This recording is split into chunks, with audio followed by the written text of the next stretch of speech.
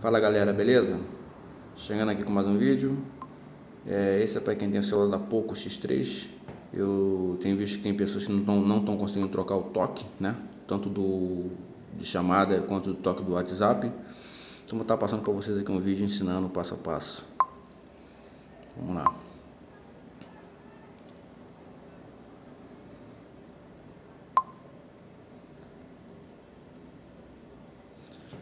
Vamos lá, você vai abrir o WhatsApp. No WhatsApp você vai as três bolinhas lá em cima, à direita, né? Clica em configurações. Clicou em configurações, notificações.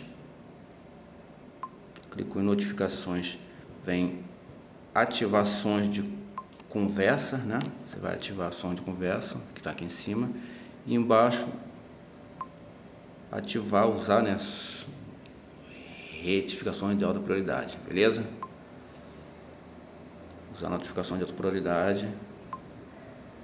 E depois você vai, volta tudo e o que você faz? Você vai em configurações. Configuração, você vai ativar apps, clique em apps. Depois de apps, gerenciar apps. Beleza? WhatsApp. Clique no WhatsApp. E depois notificações.